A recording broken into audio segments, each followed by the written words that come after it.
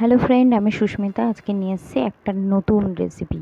আমি না কাঁকরোলটার একটা রেসিপি তৈরি করবো, তো কাঁকরোলটাকে আগে সিদ্ধ করে নিয়েছি। তারপরে কাঁকরোলের সিদ্ধ ভেতরের শাঁসটা বার করে নেব।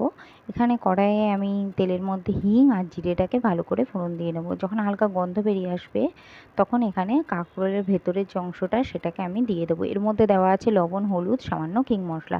এখন অ্যাড করে দিলাম বেসন এবং বেসন আর সামান্য পরিমাণে জিরে গুঁড়ো দিয়ে আমি এটাকে খুব ভালো করে কড়াইয়ে নাড়িয়ে নেব যতক্ষণ না কড়াই থেকে উঠে আসছে।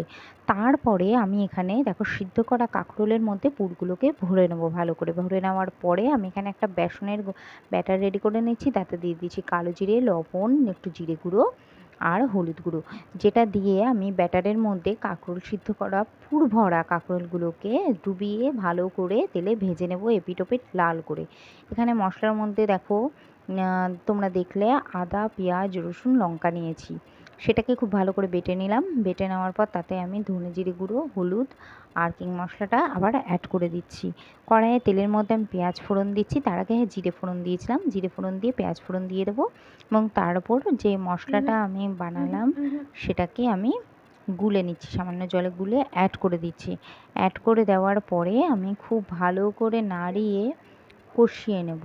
কষিয়ে নেওয়ার পরে আমি সামান্য জল দিয়ে আরও ভালো করে কষাতে থাকবো যতক্ষণ না মশলাটা থেকে তেল ছেড়ে আসে ভালো মতো। মশলাটা থেকে খুব ভালো করে তেল ছেড়ে আসলে আমি দিয়ে দিচ্ছি টমেটো সস। দিয়ে আমি গ্যাসের আঁচটাকে একদম কমিয়ে রেখে আরও ভালো করে খানিকক্ষণ কষিয়ে নেব ঢাকা দিয়ে, যতক্ষণ না ভালো মতো মশলাটার থেকে একটা সুন্দর স্মেল বেরোচ্ছে।